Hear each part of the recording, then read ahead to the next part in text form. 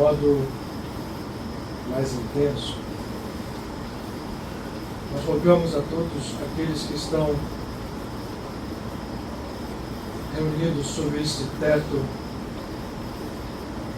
de Padre Pio e tantos irmãos de boa vontade e de amor incondicional erguem e mantêm elevado um tabernáculo verdadeiro para cada um que aqui venha em busca de comunhão com o alto, de comunhão com Deus, de auxílio ou de consolação, que nós todos estamos reunidos sobre esse teto mais intensamente aprofundemos o nosso mergulho interior, que possamos sentir a riqueza infinita que temos dentro de cada um de nós, um universo inexplorado de presença divina, que cada um de nós guarda no seu sacrário interno, na maior das vezes intocável, que nós todos possamos sentir. E por detrás de todas as aparências, por detrás de todas as complexidades, em oculto, pelos inúmeros véus de dor, de sofrimento, de angústias e luta, de todas as realidades que criamos, carimbadas pela ilusão criada por nós, que possamos perceber esta comunhão e fazermos de modo mais intenso o laço de unidade, o selo de unicidade, a verdade que nos faz e será sempre assim, por eterno, um só. Todos nós trazemos lutas, todos nós expressamos com o nosso ego, ao longo de nossa caminhada pelas eras, por tempos e espaços, nos quais temos parca consciência. Todos nós traçamos caminhos complexos aonde dor e sofrimento, aonde leis de caráter menor nos regem o destino, mas também todos nós temos intocável, inatingível, de forma perene. Como dizia o nosso amado Paramahansa Yogananda, a pérola sagrada, guardada no mar mais profundo, da concha mais cerrada, do reino e da presença divina em nós, onde nos mistérios que ainda se nos ocultam a realidade divina, aparece, entretanto, através desses mistérios, a luz. E essa luz só se manifesta e a ela só se atinge pelo movimento simples e preciso do amor incondicional, do entendimento que todas essas manifestações ilusórias cedem espaço à realidade única, certamente ainda incompreensível ao nosso grau de consciência empedernida que insistimos em manter, mas disponível. Como dizia ainda, lembrando mais uma vez o nosso amado Paramahansa Yogananda, mas que está ali, oculta apenas pelo cerrar das nossas pálpebras, que se mostra à disposição de cada um de nós, filhos e filhas, por jamais ter deixado de ali estar. E a chave do amor e da simplicidade é a que abre a porta desse tempo.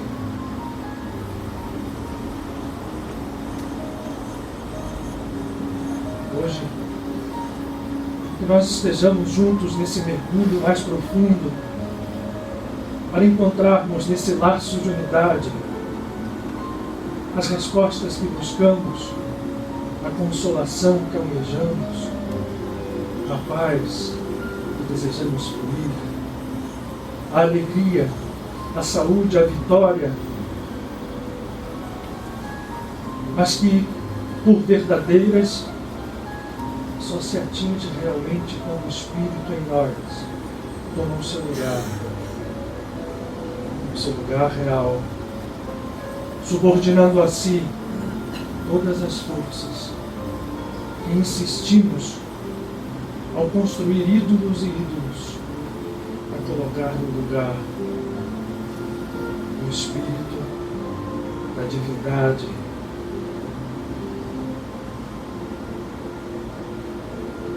Possamos juntos, nesta noite de hoje, junto ao Padre Pio e a esses amigos que aqui estão, tantos, cada um de nós, dentro do seu propósito, comungar com o propósito único,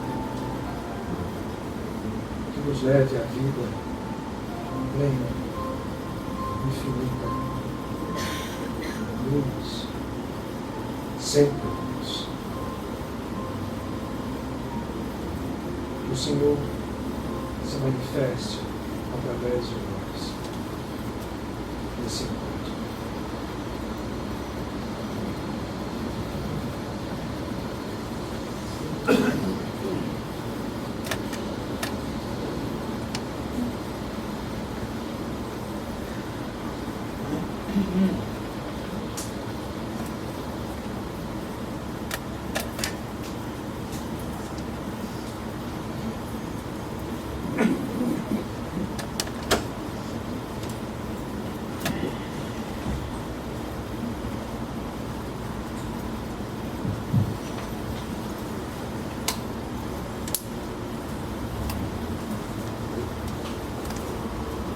Boa noite a todos, sejam muito bem-vindos à nossa casa,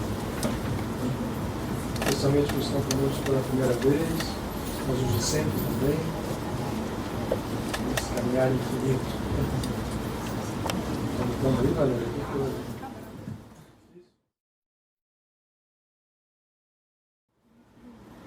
Hoje eu vou realmente precisar disso aqui para a gente dar uma super cola e eu tenho que segui-la, porque senão as coisas podem fugir ao controle, digamos assim. E a especialidade minha, às vezes, é fugir ao controle. O tempo curto que a gente tem aqui. O pessoal gosta dessa especialidade. Eu não sei, mas a gente fugirá, não há dúvida que sim, mas enfim. Mas o título hoje ele fala, né, do poder do pensamento positivo face ao poder do espírito. Então eu já vou dizendo a vocês que não é uma palestra sobre o poder do pensamento positivo. Apesar de nós, acredito que não é uma palestra, nunca é uma palestra, é sempre uma conversa. E nós vamos, apesar de tudo, falar de pensamento, que é incrível, uma boa parte desse tempo. E esse é o grande desafio, né? Porque hoje nós temos, né, e aí já vou começando a olhar e vou olhar essa cola aqui hoje bastante tempo e muitas vezes para dar essa ordem. Né? Mas a gente tem uma visão comum em relação ao poder do pensamento que está muito espraiada. Na verdade, essa história de soerguer o pensamento como uma força capaz de agir, de criar, de realizar, ela é tão antiga quanto o homem. Ela não é uma novidade do segredo, nem dessas, nem dessas teorias, histórias e livros que falam sobre isso. Ela é tão antiga quanto o homem. Ela está caracterizada no ato mágico, né, de todos os tempos. E o pensamento positivo ganhou uma força enorme a partir do século XIX. Nós temos grandes, vamos chamar assim, ícones dentro desse campo. O Napoleon Hill, por exemplo, que foi o primeiro. Isso se desenvolveu muito mesmo nos Estados Unidos da América do Norte, né?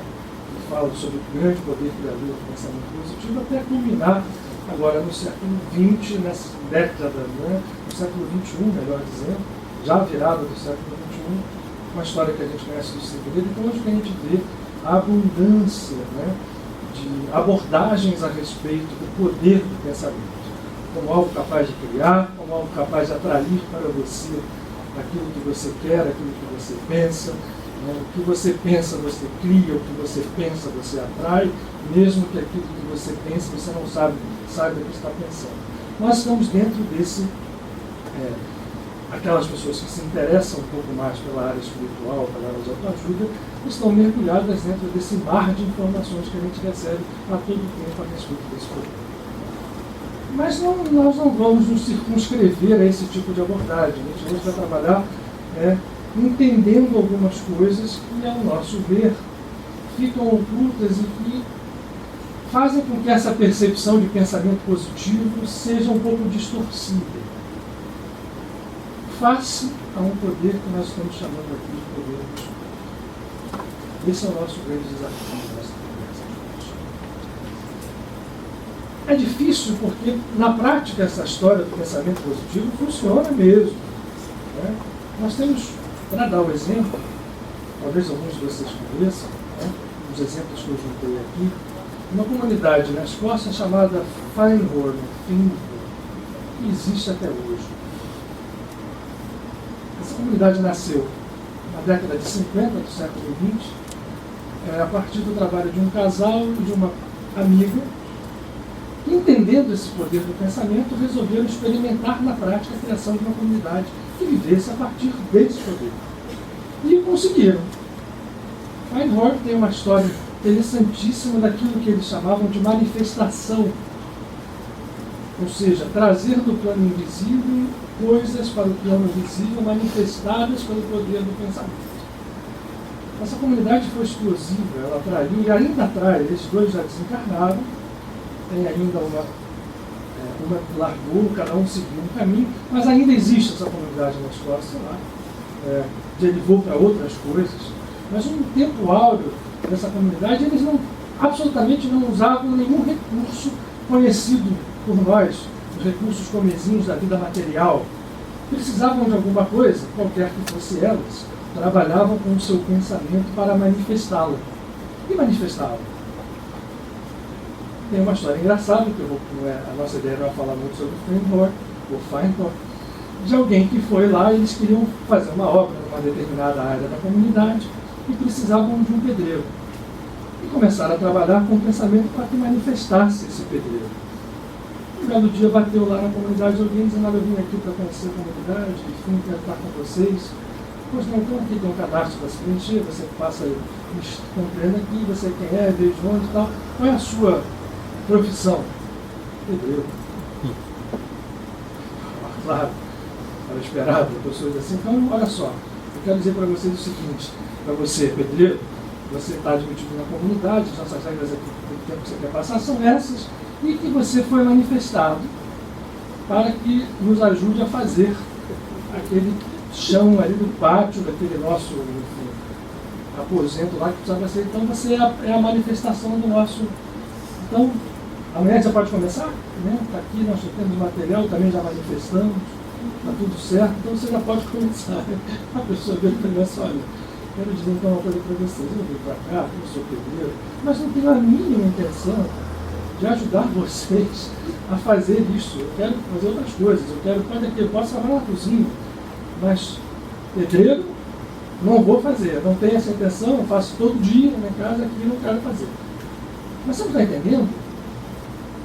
Você foi manifestado, né? A nossa força do pensamento toda aqui, isso aqui, estamos vindo aqui para aprender isso, então você é o resultado disso. Ele disse assim: bom, Então, quero comunicar a vocês que a partir desse exato instante houve a demanifestação de Luterano. Fiquem em paz e tchau. Eu estou contando essa história para a gente começar a mergulhar nesse universo do pensamento com conceituações que são importantes para a gente poder chegar, espero eu, né, ainda hoje, no final da nossa conversa, falando sobre o poder do Espírito e levando alguma coisa que a gente tenta sempre prática para nós. Muito bem. Vocês estão vendo que hoje aqui tem uma... eu pedi um flipchart com folhas, para que a gente não tenha que ficar apagando tudo ao mesmo tempo. Né? Para que a gente fale sobre pensamento, né, que hoje a gente tem um consenso de poder de pensamento, para quem tem essa experiência como nós temos em áreas que não são tão ortodoxas e materialistas, a gente tem que tentar conceituar, na verdade, o que nós estamos definindo como pensamento.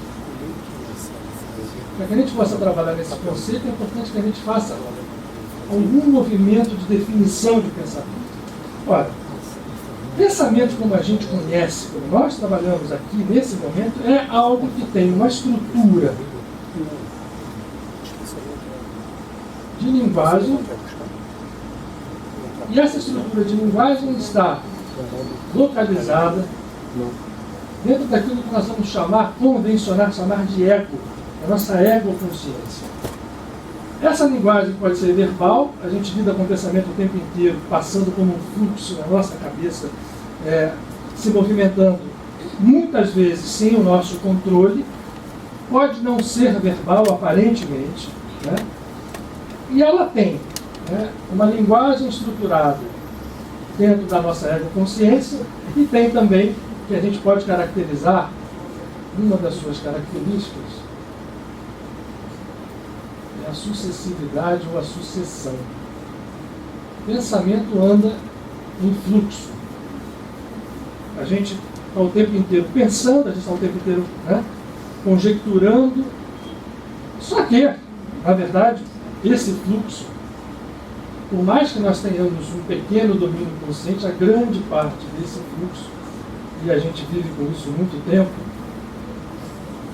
tem uma característica de automatismo, de condicionamento. Então, o que nós chamamos de pensamento, o que nós lidamos normalmente com o pensamento, é algo que está vindo através dos nossos sentidos, entrando na nossa consciência egóica, se estruturando sob a forma de uma linguagem, seja ela uma linguagem verbal, seja ela uma linguagem visual, imagens, sonhos. Essas estruturas fazem parte do pensamento como nós o conhecemos, como nós o definimos, e isto está caracterizado dentro do reino, chamamos assim, do ego. E uma boa parte delas fica sem o controle. Quantos de nós lidamos com, eu não consigo controlar os pensamentos que estão vindo da minha cabeça? Quantas vezes em estados de ansiedade, independente da causa disso. Né? Usando Mendes, a gente pretenderá talvez estudar e nos aprofundar mais intensamente nisso de forma prática. Muito bem. Se é assim, vamos dar uma parada nessa definição. Vamos apresentar uma definição que eu quero lidar com ela agora. Eu vou apresentar e quero lidar com ela o tempo inteiro. E a gente vai voltar a ela no final quando a gente fala do poder do Espírito. Nós somos, nós seres, nós ego, somos, nos movemos, eu vou acrescentar aqui a palavra, embaixo no parêntese, vivemos e existimos. Todo mundo concorda com isso? Em Deus. Isso aqui está numa das epístolas de Paulo. Mas nós somos, nos movemos e existimos em Deus.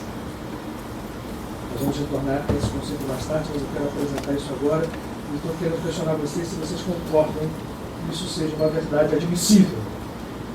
Todos nós concordamos que Deus é a onipresença, é a onipotência, é a realidade única, criadora de tudo que existe, apesar dessas questões serem difíceis muitas vezes de se entender face às coisas que nós vivemos.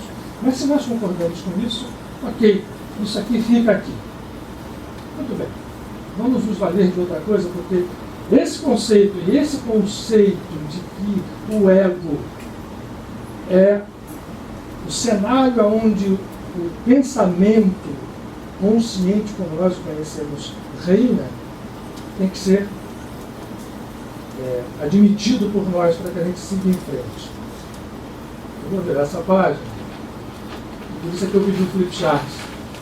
Em alguns momentos eu vou tentar voltar com as páginas quando a gente estiver lá na frente. Muito bem.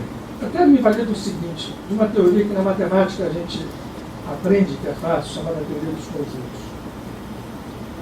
Para que a gente tente de uma maneira muito tosca, eu não gosto dessa palavra, definir. Né? Definir o que seja pensamento e definir o que seja ego.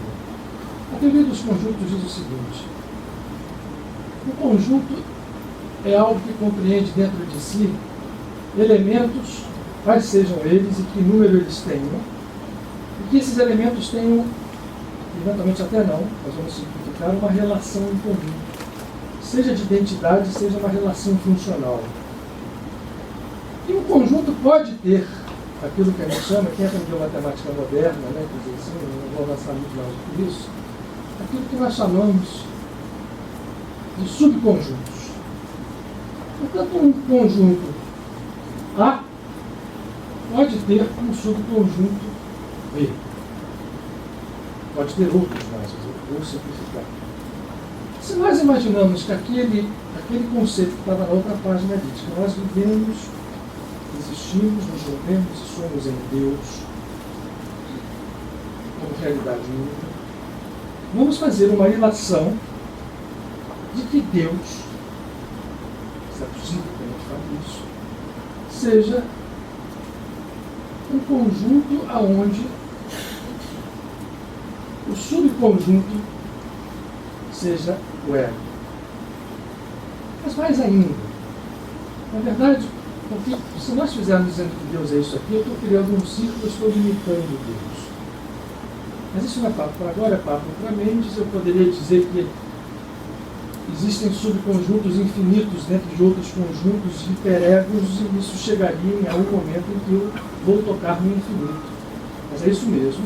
Mas para nosso raciocínio aqui, o que a gente tem que imaginar, imaginemos que esse conjunto A fosse um conjunto infinito e que dentro dele um subconjunto B, contido dentro do conjunto A, fosse os nossos egos. Ok. O elemento que está aqui dentro, portanto, está contido dentro desse aqui. E eu poderia, para ficar um pouquinho mais fácil, para a gente não perder a ideia de Deus, vamos dizer que Deus possa ser o eu divino, ou a partícula divina, ou a natureza divina que habita em nós. Desse eu divino, se ele tem uma equivalência com esse conceito de Deus, o ego pode ser, portanto, um subconjunto. Subconjunto, portanto, é uma parte do conjunto maior. Só que, para a gente precisar a nossa definição um pouco mais, a gente vai se valer de uma outra qualidade dentro dessa teoria dos conjuntos, que é aquela em que diz que se eu tiver um conjunto A com um número de elementos, onde vai que todos eles tenham dentro daqui, os elementos sejam o número 1. E que eu tenho aqui no conjunto A 4 números 1, e tem um conjunto B com um número 1, vamos imaginar lá, né? E aqui 1. Esse subconjunto se transforma matematicamente não apenas num subconjunto parte, mas matematicamente, ao invés esse troço aqui significa que está contido. Acrescente-se a esse sinal de estar contido, esse sinal de igual. E, portanto, se eu me valho da matemática exatamente por isso, tiver um conjunto maior que tenha, eu falei 4 aqui, mas eu posso levar esse número ao infinito. E se eu tiver um conjunto A que tenha infinitos elementos iguais, e tiver um conjunto B que tenha apenas um elemento igual àquele conjunto A, esses conjuntos são iguais matematicamente. Mas não é só matematicamente. A matemática é a mãe da nossa estrutura criada ou criadora. Significa que isso aqui tem muito mais realidade do que a gente pensa. Se nós acreditarmos, então, que esse conjunto do eu divino, ou de Deus, como nós o definamos, ou dos universos, tenha infinitos elementos iguais àquele que tem um só, vamos encontrar que a matemática nos leva à igualdade desses conjuntos. E mais uma outra coisa. Existe uma coisa também chamada de conjunto vazio, que está presente em todos os conjuntos. Todos os conjuntos têm dentro de si o conjunto vazio. Aí ele diz, mas o que isso tem a ver? Por que o conjunto vazio dele está todo? O que isso significa? Para operações matemáticas mais complexas, isso faz uma diferença absurda. Mas para nós aqui, esse estado de vazio, que contém dentro de todos os conjuntos, seja ele com um elemento, ou seja ele com infinitos elementos, esse vazio se assemelha ao vazio que Buda diz de onde tudo sai, ao vazio que a Kabbalah chama de nada, ou Ayin, que na verdade não é um nada nem é vazio. Paradoxalmente, esse vazio que está em tudo é a fonte original, é a matriz, de onde tudo surge, de onde todas as energias se manifestam, de onde todas as habilidades surgem. E, incrivelmente, isto tudo, apesar de infinito, se iguala.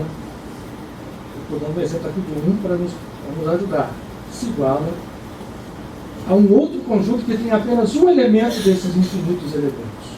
Portanto, o nosso ego, que é um subconjunto do eu divino, ele não é uma parte do eu divino. Porque o nosso ego possui dentro de si um único elemento que está nos infinitos elementos do eu divino e, portanto, se iguala ao eu divino.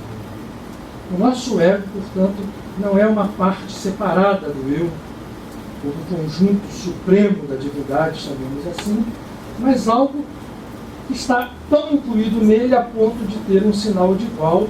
Eu estou falando isso aqui em termos matemáticos para que a gente tenha uma referência concreta de que nós, seres egóicos,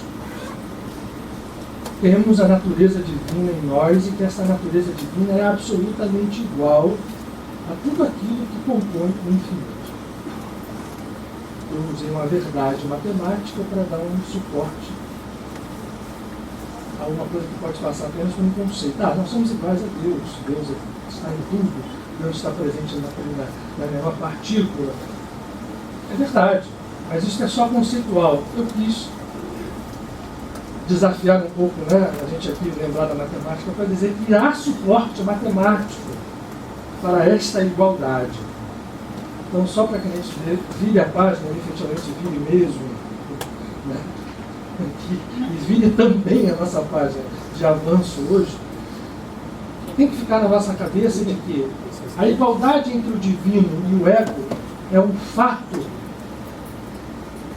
que subjaz a qualquer distorção que esse ego faça. Só que isso aqui é um conceito matemático, então matematicamente isso é uma verdade, mas nós somos seres que estamos vivendo, temos vontade. O nosso ego é um ego ativo, ou pelo menos muitas vezes pensa que é ativo. Como é que ele se comporta? Que ego é esse? E que tipo de estrutura ele tem de semelhança com o divino? Por que ele se separa ou pensa que se separa? Na verdade, então, voltamos à mesma figura. Isso aqui, vamos chamar de eu, para que a gente entenda limites que não existem, mas para que a gente conceitue limites que não existem. E vamos colocar aqui o ego como aquele subconjunto que nós já sabemos que é igual. Eu vou lembrar só vocês aqui, eu vou botar aqui infinitos uns. Isso daqui eu estou exemplificando um ego, mas vale para os infinitos egos da criação. O que acontece? O que aconteceu? E todas as tradições espirituais, todas elas nos falam disso. Ora, a gente chega a uma conclusão que é igual, não é? Eu tenho que falar isso matematicamente para vocês, para não parecer um negócio que eu contei aqui, uma história, a matemática dá um suporte. Ora, esse ego que é igual, ele de repente fechou esse círculo aqui,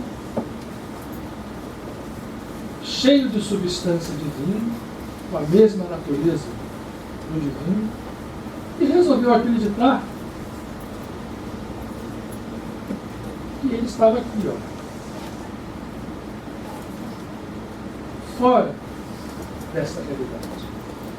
Há duas coisas nisso. Primeiro, que não é verdade, mas há uma outra, que é, enfim, temos que lidar com ela. Como ele é divino, quando ele sai, ele carrega com ele essa substância divina. E é com ela que ele vai trabalhar o tempo inteiro na sua evolução, no seu retorno, como todas as tradições espirituais nos falam, a esse estado original. Todas as tradições espirituais falam isso. Resumindo, ele continua, o Yogananda tem grandes pensadores orientais, dá um exemplo aqui. Imagine que esse eu divino aqui fosse o mar infinito.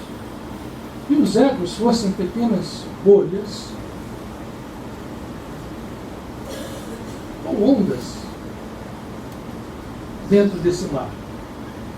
Se essas bolhas e essas ondas têm consciência plenamente o tempo inteiro de que estão no mar, que são o mar, que fazem parte do mar, ok, podem até continuar com a sua identidade de bolhas e de ondas, que faz parte desse mistério sagrado e belíssimo da criação, podem continuar assim, tendo a consciência de que participam de algo maior. Mas o problema é que, em algum momento desse caminho que nós não entendemos, essas bolhas passaram a acreditar que elas eram alguma coisa fora desse mar. E o problema dessa história é que elas, ao acreditarem nisso, têm dentro delas a mesma natureza divina do mar, embora limitada. Ora, vamos voltar ao pensamento. O que é o pensamento? Nós falamos sobre a definição dele no ego. Mas o pensamento, se o ego tem um pensamento, como a gente definiu lá no início, algo que fala da sucessividade, do tempo, né, de uma linguagem estruturada, se está dentro do ego, está dentro do eu. Se está dentro do eu, né, do cenário do eu, está dentro da criação divina. Portanto, o pensamento é algo que tem em si uma natureza divina. As grandes tradições espirituais nos falam de que o divino pensa, e pensa criando. Portanto, há um pensamento divino. Até agora eu comecei falando do pensamento egóico, que estava dentro da nossa cabeça, dentro do nosso cérebro físico, dentro das nossas estruturas limitadas. Na sua essência, esse pensamento que nós lidamos o tempo inteiro, que eu estou usando ele aqui para falar, que vocês estão ouvindo, usando para ouvir, entender, raciocinar, né, fazerem conjecturas intelectuais, até para divergir, né? Aquele que não está pensando em nada começa a pensar lá no futebol e coisa. Isso tudo é pensamento. É tudo pensamento e é energia divina. Que nós, vou repetir o conceito, circularizamos, fechamos, dentro de uma bolha que passou a se acreditar fora desse mar divino e passa a usar esta força divina de uma forma circunscrita, fechada. Só que Deus também pensa, dentro disso aqui está a natureza divina, e há um pensamento divino que criou isso tudo. É importante que fique claro. O pensamento não é que Deus não pense, há um pensamento divino que foi sequestrado por esse ego, esse subconjunto do eu, que fechado dentro dele mesmo, enclausurou essa história, e essa energia se torna um reservatório de uma criação. O ego passa a ser um criador, Só que passa a ser um criador, vamos chamá-lo, Maurício que não está aqui, tem uma bela música onde ele fala, um criador passivo, e se não é passivo, é um criador distorcido, porque ele pega essa força divina, faz uma capa em volta dele mesmo, circunscreve isto e passa a criar dentro desta ilusão. Vejam que a palavra ilusão entra agora em cena pela primeira vez, sem que isto caracterize, é um ponto que a gente bate sempre, porque aí fica difícil de entender, algo irreal. É irreal, sim, sob uma ótica. Sobre outra, não. Mas também não é agora que a gente falará disso. Este ego, portanto, passa a usar o pensamento, que tem origem divina, como algo subordinado ao seu pequeno cenário circunscrito. Ver se eu puder alguma coisa aqui. Ora, ele usa essa força divina, como está aqui na minha cola, limitada por ele mesmo. O pensamento, a gente poderia aumentar um pouco essa definição e levar isso aqui para a palavra mente. E esse pensamento, então, que nós estamos utilizando egoricamente, faz parte das forças mentais, que hoje nós já sabemos, estou falando aqui do nosso status, exatamente como cada um de nós é nesse momento. Essas forças mentais são o pensamento consciente,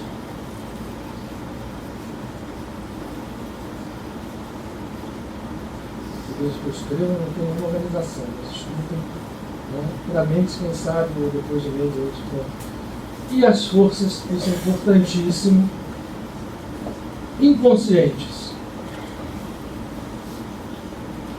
Nesse momento estamos nos referindo às forças inconscientes, chamadas de subconscienciais, ou aquelas que estão no porão das nossas estruturas mentais. São muito maiores do que o pensamento consciente. Hoje a gente já sabe disso. Hoje a ciência sabe que eu estou pensando aqui, mas eu estou recebendo uma chuva de informações e que no meu nível subconsciente estão em função várias forças mentais que não são conscientes, que não fazem parte do pensamento reconhecido, da linguagem estruturada do meu pensamento, que não se transformam em imagens imediatas, que não se transformam em palavras imediatas, nem em conceitos imediatos, mas que estão aqui, nesse momento, em mim, em todos vocês, trabalhando, vão se refletir em sonhos, vão se refletir em comportamentos que nós vamos ter condicionados. Então, nestas forças mentais, naquilo que nós chamamos de mente, há uma mente consciente, onde o pensamento trabalha, na maior parte não controlado por nós, e aí somos criadores passivos, e aonde forças inconscientes trabalham, na maior parte não, na sua totalidade não controladas por nós. Esse melê faz com que esse ego aqui, na maior parte de nós, esteja subordinado a uma criação passiva. Porque estas forças continuam sendo forças divinas. Nós estamos achando que estamos fora, mas continuamos mergulhados aqui e continuam por serem forças divinas, sendo forças criadoras. Ora, como eu disse, na maior parte das vezes fazemos isso de forma passiva ou inconsciente. Nosso pensamento está criando coisas sem que nós tenhamos noção disso. São os conceitos que nós temos que nos levam a ter medo, que nos levam a ter dúvida, que nos levam a ter várias formas de percepção que, aliadas dentro das forças mentais, vão criando a vida como nós a conhecemos. Bom, mais uma página. Só que algumas pessoas tomam consciência deste poder do pensamento consciente,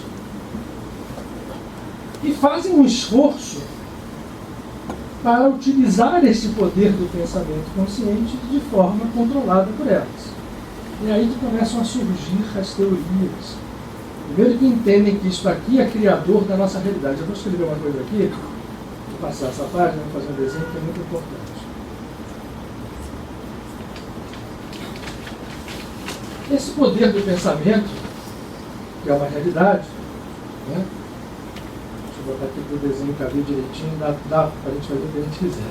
Imagine então que eu estou desenhando agora aqui, não mais aquele subconjunto do qual o ego é subconjunto. Eu estou desenhando aqui o ego. Okay? Aqui dentro estão as forças divinas que caracterizam o nosso viver. Dentre elas, o pensamento. Muito bem. A maior parte das vezes, né, quando a gente fala de pensamento positivo, nós estamos olhando sempre sob a ótica do ego. E como é que esse ego está? Na verdade, ele está acima. Ele está mergulhado num mar infinito de presença divina. A gente poderia chamar de eu superior, né? Que equivale a Deus.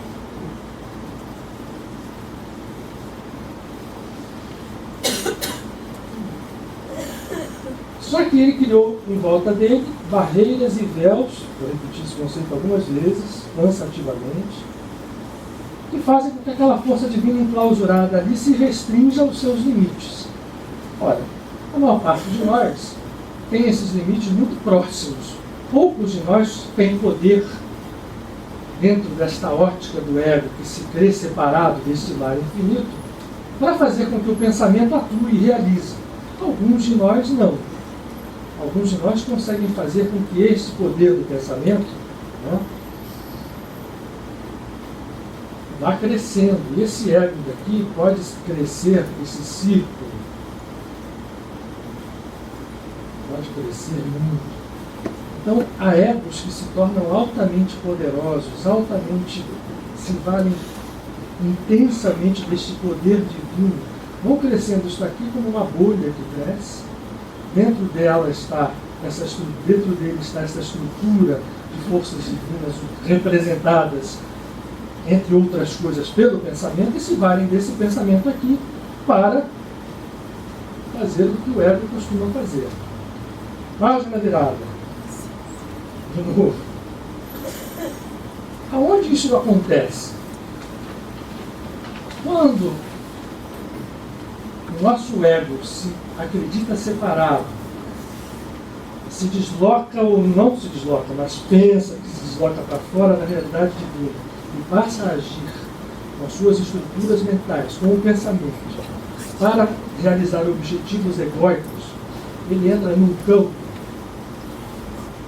e esse campo que nós estamos vivendo aqui. O ego passa a entrar no campo do tempo ou dos tempos, e do espaço ou dos espaços. Eu estou botando essa aqui porque o tempo não é único, o tempo é múltiplo, e o espaço não é único. O espaço se expressa em diversas dimensões. Quando acontece isso, esse ego criador passa o tempo inteiro a emitir dele, com o seu pensamento e com as suas forças mentais inconscientes. Vamos acrescentar aqui as forças emocionais também. Ondas de força que se irradiam dentro. Ele está o tempo inteiro dentro do mar infinito, que é Deus, tá? Ele jamais saiu.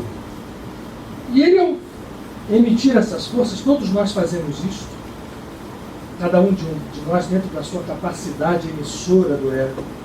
Ele emite essas forças e, ao emitir esses trens de onda, ele cria um movimento, um fluxo, que vai cruzar com outras ondas, outros fluxos de outros egos. Este processo é o processo criador do universo que nós vivemos, onde predomina o tempo ou os tempos diversos. Einstein já mostrou que isso é relativo, e o espaço ou os espaços nas suas diversas dimensões. Está dentro do mar infinito, mas é uma criação de egos que estabeleceram nessa criação. Vejam bem, né? Só para quem já viram a água? Vejam na água quando você joga uma pedra, né? Sai aquele trem de ondas. Se você está dentro do mar e balança, você não vê, mas você está criando ondas também. A criação é esta circunvolução, essa zona de interferências de ondas infinitas, de egos infinitos, estabelece aparentemente real universo, ou universos que nós criamos.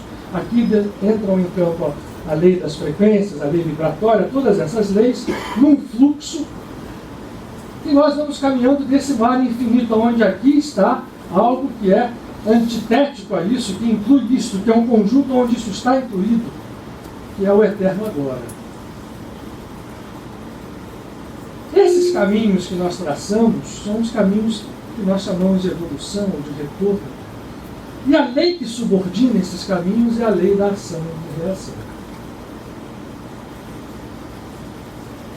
E esta lei de ação e reação pode ser uma lei, se a gente usar uma palavra sânscrita, denominada lei do karma, onde essas ondas que nós vamos emitindo com o nosso pensamento, com as nossas forças mentais inconscientes, com as nossas ações físicas também. Estamos no tempo, S, tempos, e no espaço, S, espaços. Estou aqui vivendo no espaço físico, mas posso estar vivendo, em algum momento todos nós vamos estar num espaço que a gente chama de espaço espiritual, no plano espiritual, quando a gente deixar esse corpo físico. Vale para todas as dimensões limitadas, ainda que muito grandes, ainda que muito evoluídas, da criação egóica. Ora, esse processo é uma lei que foi criada e na Bíblia cristã judaica está simbolicamente codificada na história de Adão e Eva e na perda do paraíso perdido. Perdido não, na perda do paraíso, quando se comete o pecado original, que na verdade é esta ilusão da separação do todo. Mas Adão sai e vai criar o seu mundo. Isso tudo aqui, usando o seu pensamento, usando as suas ações, usando o que ele sabe, o que ele não conhece, o que ele tem consciente, o que ele tem inconsciente. Forças mentais, forças divinas, nunca deixaram de ser, só que manipuladas pelo ego, criam este universo multidimensional de tempos e espaços dentro de um mar infinito, um eterno agora. Para nós, o tempo, portanto, é um fruto do nosso movimento dentro do agora. Esse fluxo, ele não é um fluxo que passa por nós. O tempo não passa por nós. O tempo não corre por nós. Nós somos o fluxo. Nós não estamos num fluxo, nem vendo um fluxo passar pelo tempo. Nós, ao caminharmos, estamos criando, Einstein deixou isso bem claro, um movimento de tempo e espaço, criados a partir deste fluxo que somos nós em movimento. E isto gera uma série de leis que geram, que têm ação e reação, onde várias causas e vários efeitos se multiplicam. Não é uma coisa, não é uma causa, um efeito. São múltiplas causas, múltiplos efeitos que se interconectam, que interagem, que criam interferências. São vidas, são dores, são sofrimentos, são lutas, são perdas, são encarnações que se sucedem, são criações parciais, são subrealidades que são criadas por este ego, e por isso mesmo as tradições orientais chamam isso de ilusão e chamam de irrealidade, e que muitas vezes confunde a nossa percepção, porque o irreal é aquilo que não existe. Isso existe dentro de um reino particular ilusório, sim, criado pelo ego. O grande ego e os egos que nós fazemos, nós somos partes, né? Esses infinitos pequenos egos são parte desse grande hiperego e do divino que é inconcebível, que é indefinível. Que é esse mar infinito onde nós estamos, onde nós somos, existimos, vivemos e nos movemos. Mas existimos e nos movemos ainda, nesse momento, pela ótica deste ego separado. No tempo e no espaço, por isto mesmo, ou nos tempos e nos espaços, por isto mesmo, sem termos noção de que vivemos num grande agora. Caminhamos no agora de modo passivo, sem ter nenhuma consciência de que isto ocorre. Infelizmente, a maior parte de nós é assim. Essas pessoas não têm acesso ao poder do pensamento positivo. Mas aqueles que caminham de um modo ativo, eu tenho uma coisa enorme que é a minha disposição, que é o meu pensamento. Mas sob uma ótica do ego, esta força do pensamento vai responder aos anseios e ao desejo e à moda e à forma como o ego vê o mundo. Por isso que é comum, quando a gente fala em pensamento positivo, que as pessoas pensem em manifestar os seus desejos egóicos mais próximos. O que ele quer? Alguém para casar, uma casa de 4 milhões de dólares, um carro novo. E é isso que fica mais ou menos dentro do universo da manifestação. Está errado? Não. Não existe, não existe. Essa força existe, ela vai trazer para você o carro. Ela vai trazer para você, se você trabalhá-la perfeitamente, tudo aquilo que você quer. O fato é que esta ótica que nós usamos é uma ótica quase sempre egóica. Não estou querendo julgar aqui dizendo que isso é unanimidade. Há pessoas que têm uma outra percepção, é onde nós vamos começar a tentar chegar no que nós estamos chamando de face ao poder do Espírito. Porque o que nos interessa não é o poder de como está estruturado isso aqui no ego, esse fluxo que somos nós, que criamos isso do nosso movimento dentro desse espaço, tempo, com esses espaços, tempos, no qual nós estamos vivendo, criados por nós mesmos. Nos interessa chegar aqui, nesse agora. Há uma figura interessante. Bom, mas então como é que é isso? Deus não tem controle? Né? Primeiro a gente tem que definir quem é o Deus. Né? O Deus final, que é inconcebível, que é completamente indefinível, que é inominável, que não cabe dentro da nossa estrutura mental atual, esse tem controle sim. Como? Né? A gente não conseguiu aqui, mas imagine o seguinte, né? Aí nós vamos nos valer do que a ciência hoje nos mostra com clareza, né, nessa história dessas ondas aqui. Imagine um rolo de filme, né? Hoje é uso digital, mas na época que tinha cinema com rolo, se eu pegar um rolo aqui do O Tempo Levou, vou mostrar para vocês. O vento levou. Eu adoro essas coisas. É o máximo. O vento levou. O filme todo mundo já viu, né? Eu penso que pelo menos sabe o que é. Se eu mostrar esse filme aqui, enrolado no carretel, ou nos carretéis pelo grande, a história do filme está toda enrolada ali. Tá? O início, o meio, o fim, tudo ali. Aí a gente pode pensar, então as coisas já estão, Deus já sabe o que vai acontecer, porque a gente se mova e o carretel já está ali, então é determinismo. Espera lá. Porque, na verdade, essa figura do carretel ela tem que ser acrescida de algo. Imagine um carretel de um filme que tivesse a possibilidade de, a cada quadro que passa, em vez de só um filme enrolado, houvessem ali infinitos filmes enrolados. E que nós fôssemos ao mesmo tempo aqueles que são capazes de passar este filme, que é o nosso fluxo, e aqueles infinitos filmes enrolados se apresentam, os finais mudam de acordo com que eu escolho avançar. Eu tenho 2 quadros aqui, se eu escolher esse aqui, eu estou me dirigindo para uma possibilidade de final. Se eu escolho esse, eu vou para outra possibilidade de final. O final está lá, porque a pessoa que fez, que é Deus, ou esse Deus que a gente não sabe definir, constrói finais infinitos. Portanto, alto lá quando a gente fala de determinismo. Determinismo existe nesta ótica.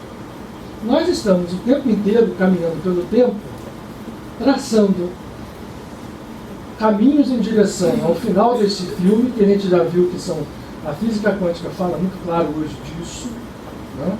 Ou seja, eu tenho infinitas possibilidades em estados quânticos que podem se tornar reais ou realizados num determinado plano quando nós fazemos escolhas, ou quando a consciência se reflete sobre aquilo, ainda que seja a consciência egóica, ou se concentre sobre aquilo, né? A célebre indecisão ou indeterminismo quântico, que só quando você observa é que você vê o que acontece, mas o estado suspenso de possibilidades infinitas é permanente.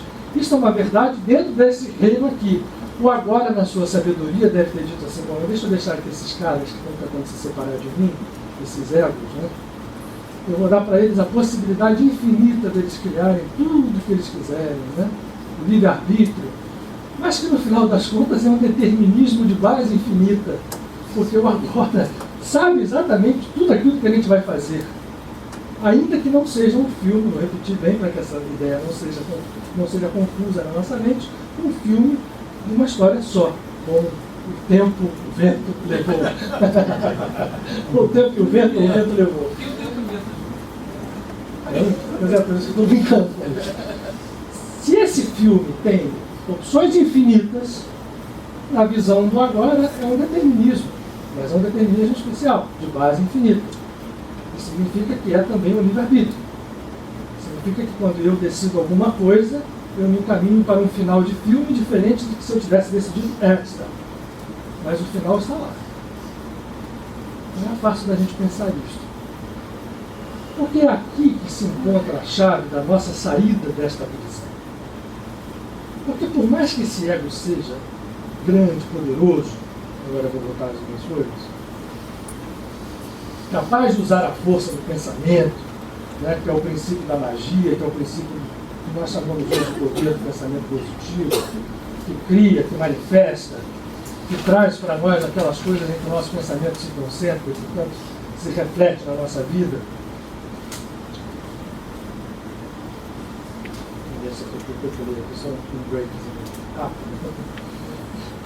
Esse poder do pensamento eu falei aqui, mas é bom repetir.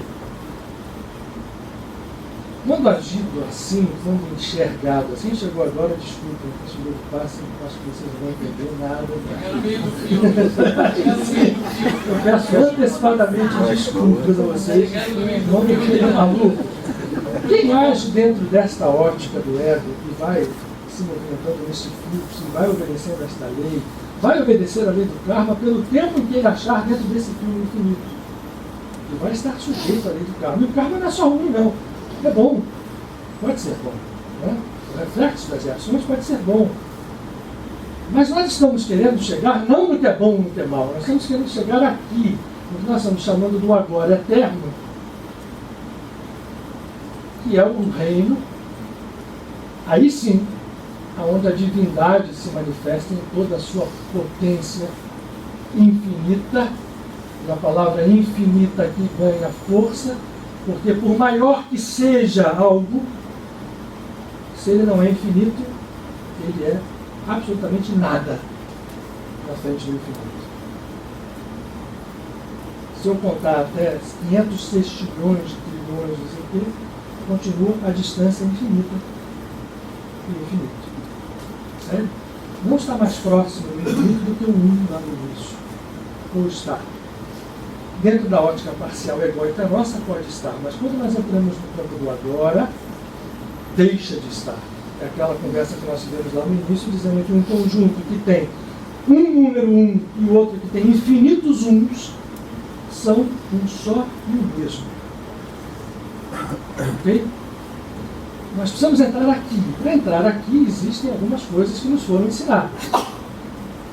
O poder do pensamento continua aqui agindo. Porque este agora eterno, nós podemos usar uma nova palavra aqui para definido, se essa não gosta dessa palavra, definir a fim, né? Espírito com todas as letras maiúsculas, não é o espírito encarnado, é o espírito desencarnado, é o espírito. O agora eterno é, portanto, espírito, de onde aí sim emana a fonte infinita de todos os egos, de todas as forças, de todos os pensamentos. E quando nós queremos lidar com o poder do espírito, nos integrar ao poder do espírito, eu preciso ter a consciência de que o que eu tenho que buscar é estar em contato, em identidade a isto, a esta essência, a esta fonte infinita. E eu preciso subordinar, portanto, o meu pensamento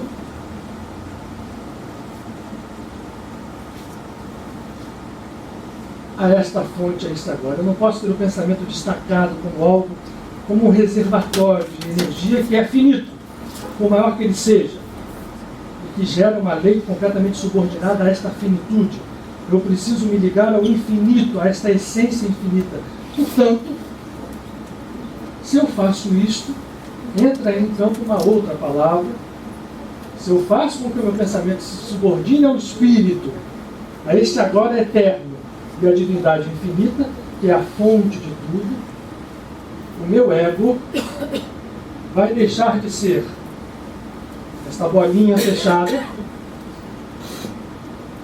Eu não tenho, se fosse lápis aqui, eu apagaria. Vou botar aqui porque lá atrás para a gente não ver. Larga de ser esta bola fechada e passa a ser isto aqui. Um canal. O meu pensamento não é mais meu nessa distorção ridícula do ego. A força do pensamento positivo não é mais minha nessa distorção tola do ego, mas sim manifestação do espírito e do pensamento divino, porque não sou eu mais quem penso. O pensador pensa através de mim. O pensador que pensa através de mim é o eu divino, é a minha natureza divina, a qual o ego passa a estar subordinado. Aquele subconjunto lá que loucamente, em um determinado momento, eu disse que ia virar as páginas, né? Mas vou fazer, não sei nem quantas eu vou ver se eu acerto. Aqui, a ceia. Aquele conjunto original que eu estou mergulhado, agora eu posso chamar isso aqui de agora eu posso chamar isso aqui de espírito, agora eu posso chamar isso aqui de divindade, eu posso chamar de conjunto A, e posso chamar de eu divino, aquele conjunto que tem os mesmos elementos do ego, que bobamente, isso aqui a gente não vai botar, não? Vocês entenderam que é um igual ao outro, né? Matematicamente falando. E do Buda também. E para Kabbalah também. Aquele ser que loucamente achou que pulava fora desta realidade para criar uma realidade própria, para criar uma lei própria, que é esta lei a qual subordinada está o pensamento sob a ótica egóica, que é a bolha do mar, ou a onda do mar que se acreditou separada do mar. Este ser, quando acorda, ele sai desta prisão, que ela pode ser uma prisão dourada, pode ser cheia de poder. Há egos altamente poderosos, que se mantêm poderosos por muito tempo. Tempo é a criação desse fluxo que nós caminhamos. Então, seres que desenvolvem esse ego em alto poder são os demônios, são os seres que nós chamamos de seres negativos, mas são seres que desenvolvem essa capacidade egóica absurda, se manifestam no tempo e espaço, dentro dessa lei que está criada, dominam outros seres, mas isso tudo está naquele filme de diversas e infinitas possibilidades que tem um final determinado. Esse filme passa no agora, está no agora eterno, está ali dentro, é espírito, e nós podemos nos valer do pensamento não como força para ser subordinado a esses desejos bobos do ego, mas para nos levar a esse estado de canal, desta fonte, dessa essência divina que passa a pensar através de nós, passa a ser o nosso pensamento. Alguém já disse isso: eu não faço as obras por mim mesmo, eu faço as obras que o Pai em mim realiza. Figura bem conhecida. Eu e o Pai somos um. Aquele um lá é uma falsa serenidade, mas um pequeno e aqueles infinitos uns são realmente um. E tentando trazer isso numa figura, as boas notícias começam a chegar. Porque nós vamos falar do poder do Espírito agora. Se o Espírito dessa fonte, o dinheiro vem também, porque se eu vou atrás disso, a bobagem é sair correndo atrás do dinheiro com o pensamento. Bobagem não, quem vai jogar o quê? Com o pensamento positivo só e com a visão egóica só, isso só vai se refletir em karmas, sejam bons ou sejam ruins. E tudo aquilo que a gente manifestar virá de encontro a nós nessa onda desse filme infinito, dependendo da opção que eu escolhi. Mas a boa notícia se baseia em outro princípio. Para que eu vou ficar correndo atrás desse tempo e espaço, né? Nesse caminho de lei do karma, de tudo, se eu posso buscar um encontro com agora? Agora.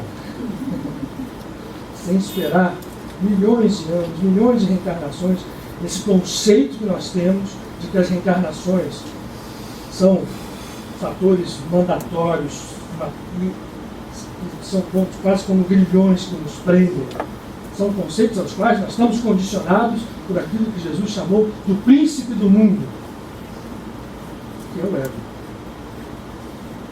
Nós podemos sair desta prisão no momento em que a nossa consciência se liberta e entra em contato, vai aparecer uma palavra nova aqui, com a chamada superconsciência, onde está o reino daquilo que nós fazemos, não sei se eu escrevi certo aqui, toda coisa aqui, mas leiam superconsciência. Ou o reino dos arquétipos, que são tão reais, é terrível, parece mesmo. O reino dos arquétipos que fazem parte desta superconsciência, que é o ponto de contato nosso com esse agora infinito, que é o espírito, ou que é o nosso eu superior. Se eu vou ali, esse movimento passa, se eu vou fazer o processo, tomo decisão de fazê-lo e vou em direção a ele, essa libertação vai se realizando, os karmas, por maiores que sejam, vão se dissolvendo. O grande exemplo está uma cena que é muito questionada dentro dos evangelhos, muito tentada a ser explicada de uma forma racional, não se consegue, que é Jesus com os chamados dois ladrões, não sei, nem sei se as pessoas eram ladrões, mas um deles chega e diz: mestre, eu separei-me, pequei, mas eu quero me entregar a ti e gostaria que eu recebesse o perdão.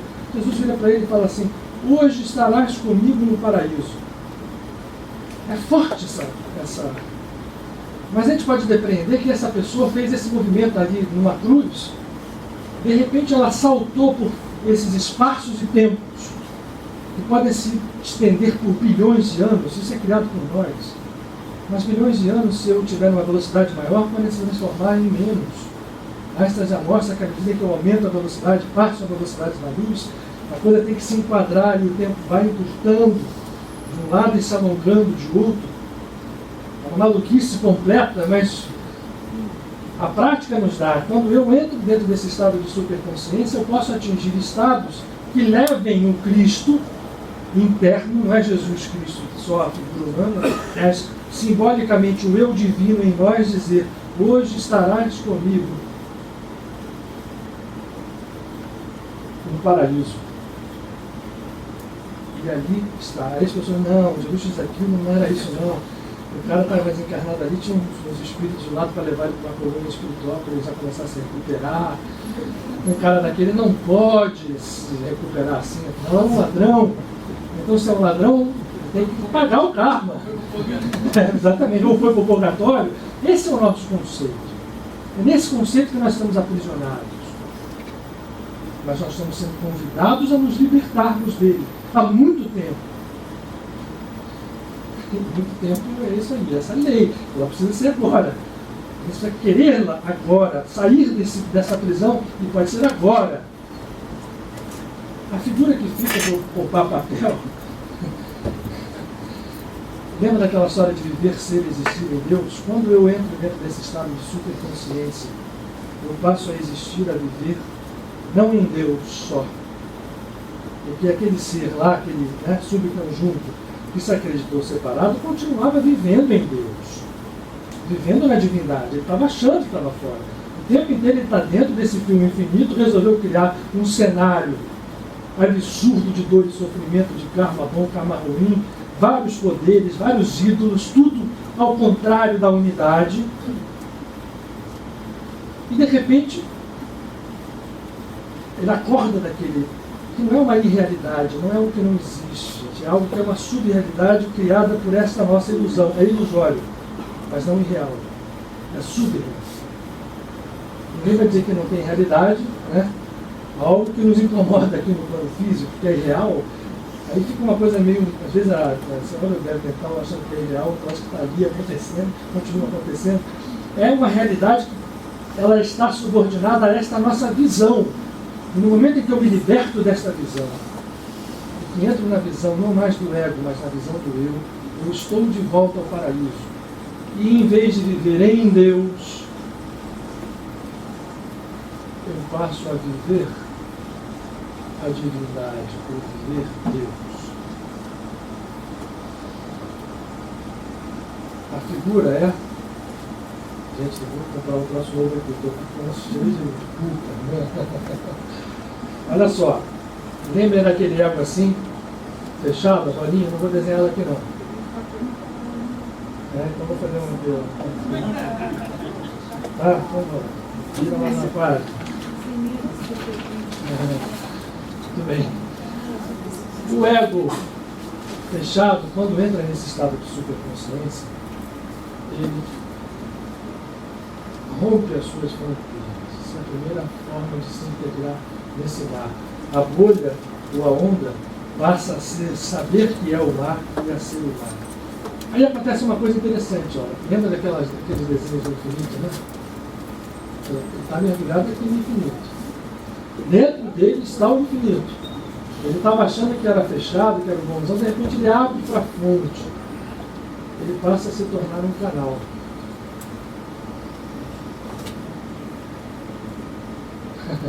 E eu não sou Vasco.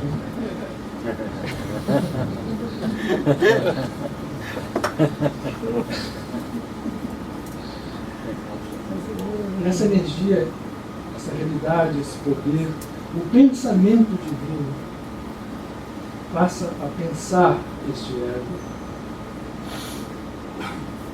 que vai continuar existindo, só que ele vai se subordinando a esta visão e através dele circula esta energia, ele passa a viver Deus e a ser semelhante àquilo que até então ele era somente imagem. Quando houve a criação, houve uma criação em imagem e semelhança. A imagem está o tempo inteiro intacta. A semelhança necessita de um movimento feito pela consciência, ou pelo ser, ou pelo seu ego, para se tornar semelhante. Se tornar semelhante é preciso que ele rompa essas fronteiras, esses véus, do tamanho que ele seja. Isso não é obrigatório acontecer depois de milhões de anos de evolução, nem milhões de karmas. Isso pode acontecer a qualquer momento. E há um momento em que isso aqui depois vai fechando, né?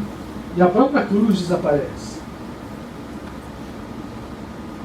A própria onda continua no mar, mas ela já tem a noção perfeita de que ela é o mar. Ela não conflita-se mais com o mar. E ela passa a ter o poder do mar. Ela passa a ser. Portanto, agora vou aqui para a gente encurtar. Viver Deus significa atuar no poder do Espírito. E o poder do Espírito significa ser transparente, ser idêntico, ter identidade com Deus, ser como Deus, sem as características do príncipe desse mundo que é o ego. Quais são elas? Então, como é que eu faço para ser Deus?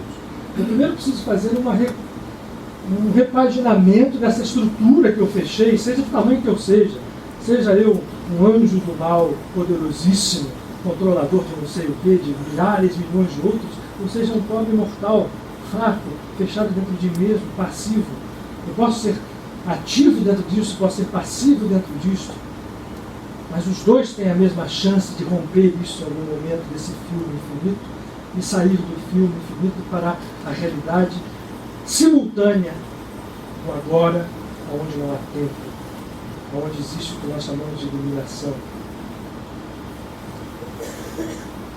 Para isso eu preciso me livrar, quando eu quero fazer isso, das características do príncipe desse mundo. Eu elenquei algumas delas aqui. Nós precisamos sair do campo. Quando eu disse assim, é trabalho, mas é por aqui mesmo que a coisa passa. Para eu chegar ao poder do Espírito, para eu usar o poder do Espírito, inclusive o poder do pensamento, eu posso usar, vamos chegar a esse final. Não, nada contra usar o pensamento, né? Agora vamos começar a entender que não é. Então eu posso usar o pensamento positivo? Posso, devo, mas sob a ótica não mais do ego, sob a ótica do eu. E para não ser na ótica do ego, eu preciso me livrar das características do ego. Quais são elas? Orgulho. Se alguém quiser acrescentar mais uma, vaidade, medo, apego, culpa, julgamento, mágoa, inveja, possessividade. Vamos embora. Tudo isso podia ser resumido em uma palavra chamada egoísmo. Ou seja, o ismo do ego, aquilo que o ego é. E na Kabbalah, você tem a definição de que isso tudo significa o quê? Este ser quer tudo para ele. Tanto é tudo para ele que ele cria um mundo falso aqui antes de romper e fica ali vivendo naquela realidade, gerando ondas de tempo e espaço que se cruzam com outras ondas de tempo e espaço de outros egos, e aquilo vai criando universos que aparentemente tem uma realidade absurda, tem leis. Mas essas leis não são leis finais, não são leis do agora infinito. A lei do agora infinito a gente pode chamá-la, se a gente quiser usar uma nomenclatura mais próxima de nós, de lei da graça. E como é que quando a gente se livra dessas características do ego, a gente entra em quê? A lei da graça se atinge por aquilo que cobre a multidão dos pecados ou da separação, que é o amor. Esta força regeneradora, quando entendida e realizada, ela nos livra do julgamento. Né? A gente tem que começar perdoando. O perdão é algo egóico, porque quando eu perdoo, significa que eu tenho alguma coisa que perdoar. Quando eu tenho alguma coisa que perdoar, eu fui ferido, eu fui magoado, eu estou chateado, tudo isso, aquilo. Portanto, o meu ego precisa perdoar. Quando a gente entra nesse campo do agora, vai saindo de cena o perdão, o julgamento, para entrar a plenitude da presença do amor, e essa presença do amor faz com que nós sejamos seres divinos o tempo inteiro. O nosso pensamento passa a ser pensado por esse eu superior e não mais pelo ego. Eu ajo absolutamente identificado com a vontade divina. E aí tem mais um paradoxo, mais um ponto a ser assinalado.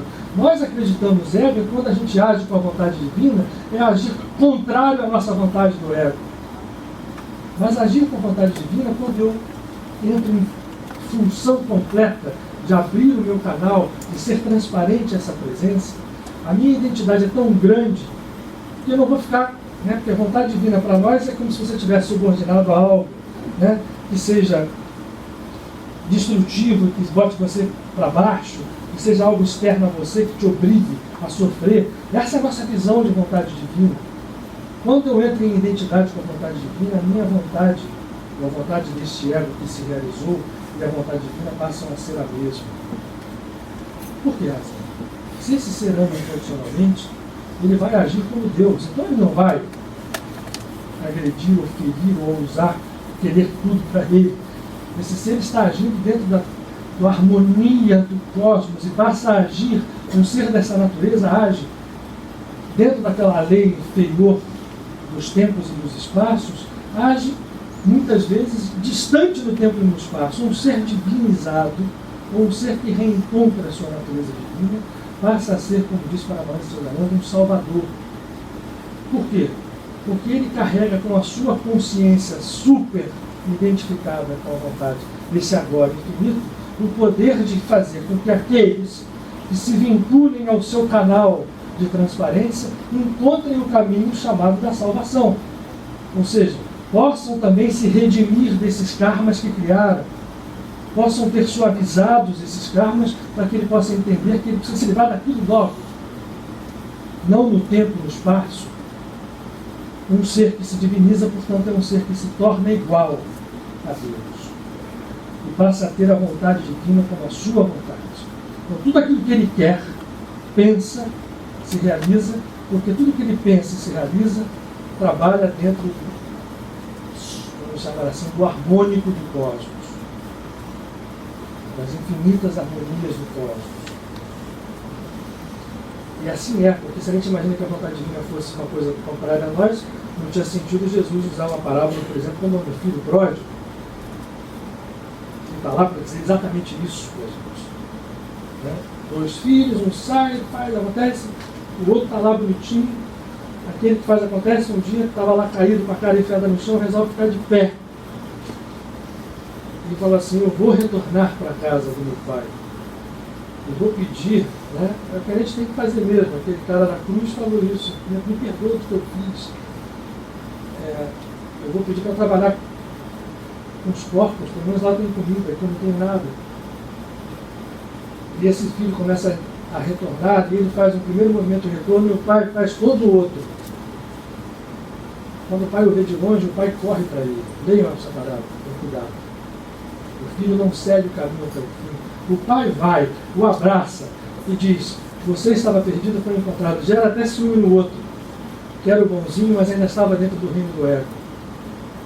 E reclamou, pô pai, eu estou aqui o tempo inteiro, né, fazendo tudo que você quer. E meu irmão, que era aquele cara, quando chega, festa e tudo mais. Eu nunca tive isso, você nunca matou um boi para fazer um churrasco para mim. E o pai diz assim, meu filho, tudo que é meu é teu. Sabe de outra frase? Mas ele não entendia aquilo. Quando a gente está no nível do ego, a gente não entende que tudo que é de Deus ou do Espírito, ou do ativo dele, é nosso. Mas aquele pródigo lá se levantou e quando pediu, chegando perdão, o pai correu, ele certamente estava entendendo que tudo que era do pai era dele, e eu ia fazer isso de uma forma talvez mais efetiva do que o outro. Aí já estamos nós julgando de novo. Mas a nossa grande convite é não ser levados a esses julgamentos, é entender tudo como reflexo da presença divina, ainda que aquilo na nossa aparência seja a pior das situações ou a pior das pessoas. Mas nós fazemos isso? Claro que não. Precisamos tentar. Para terminar, nos 5 últimos minutos, não sabia que como é que você faz isso? Há uma força que deve ser movimentada, que nos leva a esse estado de superconsciência. Eu só vou falar dela escrevendo aqui. A gente vai tentar fazer um trabalho nesse finalzinho aqui na oração. Eu falo de mente, mas nem todo mundo vai estar com a gente. Eu me proponho a voltar a esse tema de uma forma mais prática. Mas há uma coisa que a gente precisa fazer para entrar dentro desse reino do agora, desse reino atemporal, desse reino onde nós e o Pai somos um, que se chama isto aqui. Meditar significa entrar dentro deste campo, dessa natureza. Se nós fazemos corretamente, independente da escola de meditação que eu decida, somos livres para escolher as inúmeras que existem, todas elas efetivas, seja de que tradição, seja de qual for a tradição espiritual, todas levam para o mesmo caminho. Graças a Deus aqui na casa a gente tem a condição de falar isso, né, com liberdade absoluta. Tanto que a gente abriga aqui na casa diversos caminhos para que isso vá, nos leve à unidade. Se eu não faço isso, eu continuo preso no ego. Todos os mestres nos ensinam que a meditação é a porta onde nós entramos dentro desse reino infinito, do agora eterno. E ao fazer isto, assumimos o poder do Espírito.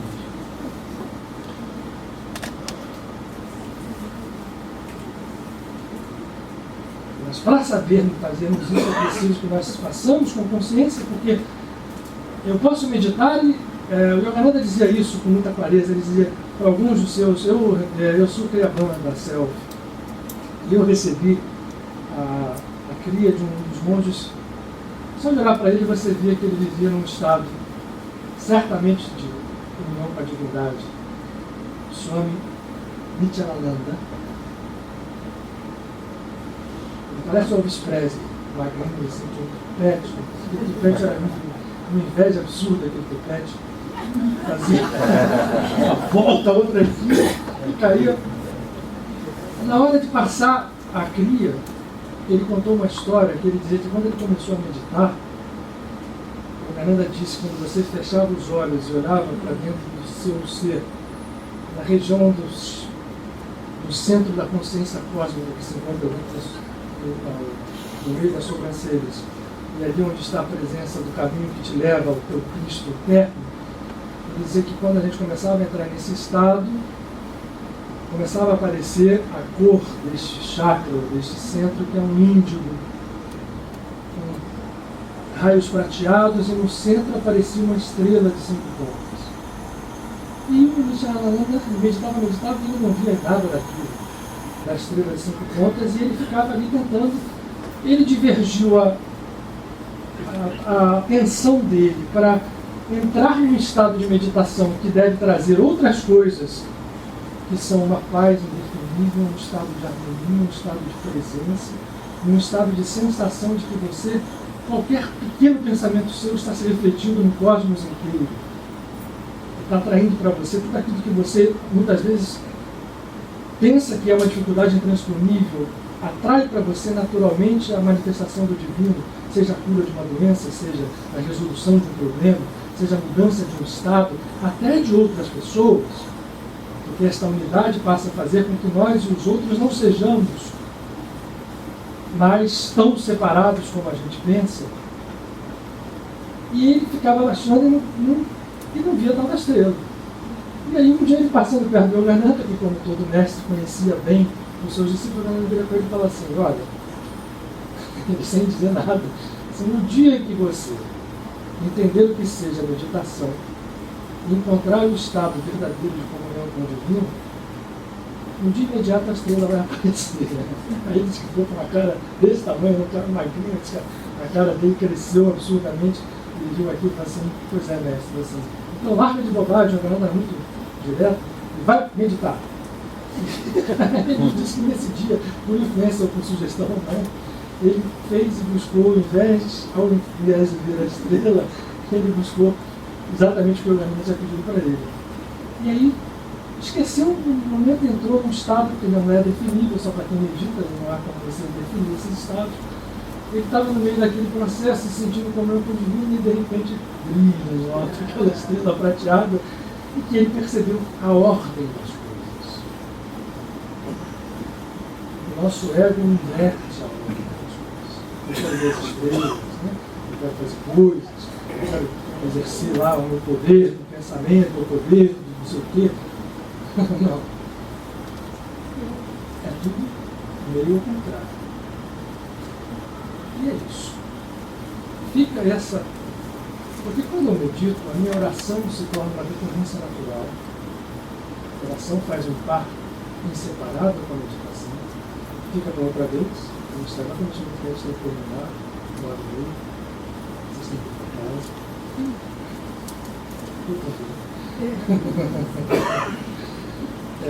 E eu fico. Nós vamos fazer uma próxima, não vamos?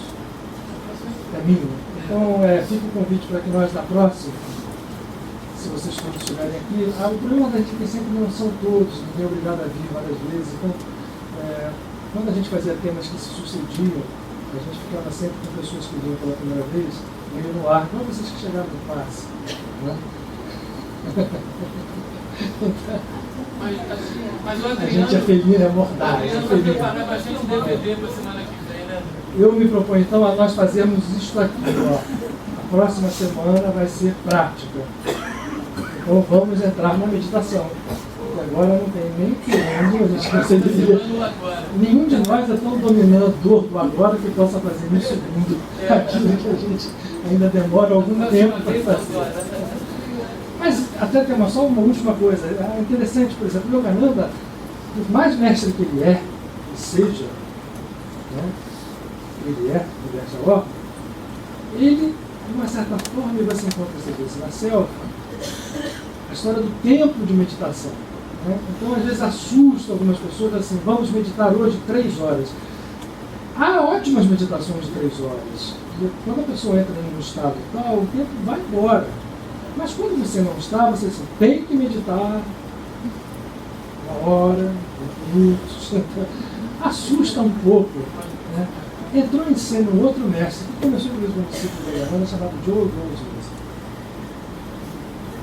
E não conhecia Einstein, provavelmente não tinha noção consciente disso, mas mostrou que meditações menores no tempo poderiam atingir objetivos, então que ninguém se sinta, né, impedido ou impelido a desistir se não consegue meditar horas e horas, se os nossos pensamentos egóicos entram na cabeça, né, como aquele fluxo que a gente não controla, se der 1 minuto, já dizia uma Mahavatar Bhagavad, de boa meditação, você já avançou muitos passos em direção à consciência de Deus. Então, é isso. Eu agradeço a paciência de vocês. Vamos fazer a nossa oração final. E na próxima semana, então, que serei eu, a gente fará em conjunto esse trabalho. Talvez como repasse rápido nesses conceitos. Eu falei de Mendes, e esse é o tema de Mendes. Em Mendes nós vamos aprofundar algumas coisas. Vamos exercitar mais a meditação esse ano. Talvez o silêncio se transcenda ao almoço. Para quem nunca foi a Mendes aqui, a gente tem um almoço em silêncio. Então, talvez a gente utilize mais tempo de silêncio do que só na hora do almoço. Vamos ver. Mas o tema está lançado. O poder do Espírito, só que Mendes vai ser o inverso, né? O poder do Espírito face ao poder do pensamento. Essa realidade não é recíproca. A reciprocidade tem uma diferença de... A gente tem um mestre, um doutor em matemática aqui, eu fico usando falar de matemática, está ali o nosso irmão, doutor em matemática sentado, uma das besteiras eu falo.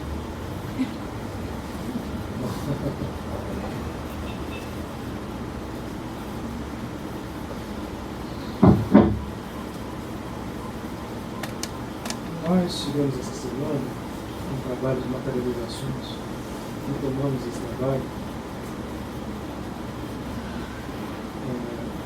Em um determinado momento, expresso mesmo sob a forma de luz, vibrou muito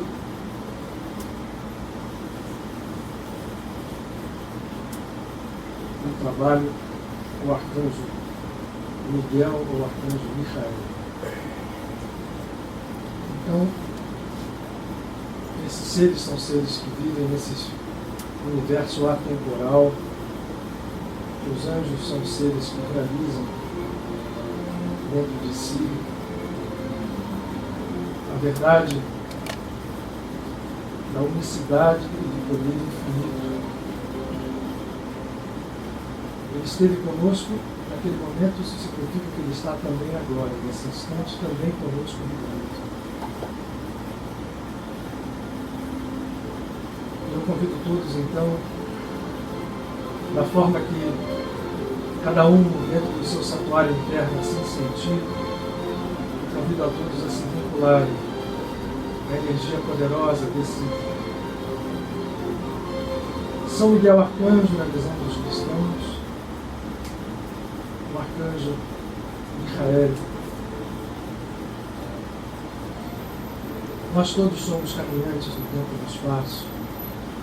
Nós todos carregamos conosco séculos de história traçados por nossas próprias decisões, pelos nossos karmas. O arcanjo Michael é um que marcha à nossa frente, apontando o caminho para que cada um de nós encontre ou reencontre esse estado adâmico e edênico, a união com o divino, a força do Espírito. Jesus, o Cristo, nos tinha dentro de si a centelha crística, dizia todo o tempo que isso era não propriedade única dele, mas que era característica a ser compartilhada por toda a criação. Era isso que ele vinha dizer: eu sou povo. Jesus dizia todo o tempo: buscai o Espírito, todo o mais. Ele não economizou conceitos, ele frisou: todo o mais virá. Michael nos auxilia a buscar o Espírito, para que todo o mais venha com a força da verdade natural, de um estado de união com o divino que é Pai e Mãe. Vive conosco nesse instante. Teu Espírito que caminha à nossa frente desde longas eras, abrindo caminho à nossa ignorância, para que encontremos a união sublime e soberana com Deus que é Pai, que é Mãe, que é o Sagrado Iluminado, a se manifestar de infinitas maneiras, sendo todas elas um só. Uma só. Pacifica e faz brilhar a tua luz nesse momento onde seja necessário. Carrega com a tua presença esse amor, para que este todo mais seja para cada um de nós uma necessidade atendida, um consolo, uma esperança reerguida, uma cura realizada, uma proteção instalada para nós e para aqueles a quem amamos, para aqueles a quem amamos,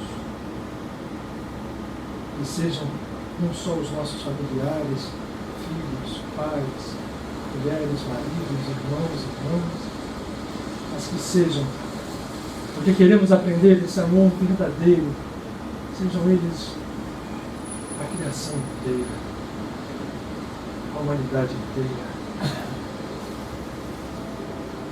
Nós somos filhos do Altíssimo, de um Pai e de uma Mãe celestes. E, portanto, nós temos o Reino Celeste em nós. Brilha, Micael, com a tua luz infinita, que todos aqueles que buscam em ti o modelo, e foram muitos, Francisco de Assis, Alegria, todo o povo de Israel, tantos outros, possam receber o toque da tua espada poderosa, que abre a porta para que o karma dê lugar à graça. Que Miriam, Maria, nossa mãe, representando a face maternal divina, ela como tantas outras, mães sagradas, nos cubra com sua luz nesse momento.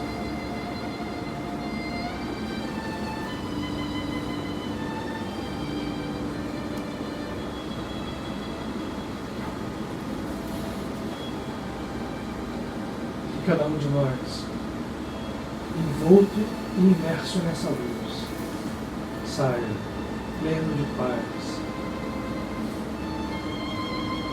pleno de certeza de que a vitória do Espírito é a única realidade que movimenta os cosmos infinitos e se refletem na gota d'água e no grão de areia que somos nós.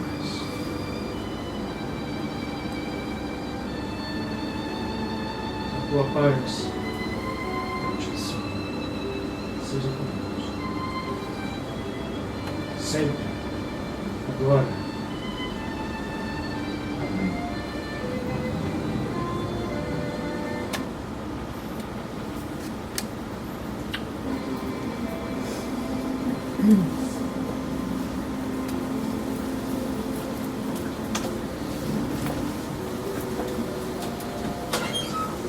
Obrigado a vocês, até a próxima semana, que tenham uma ótima semana.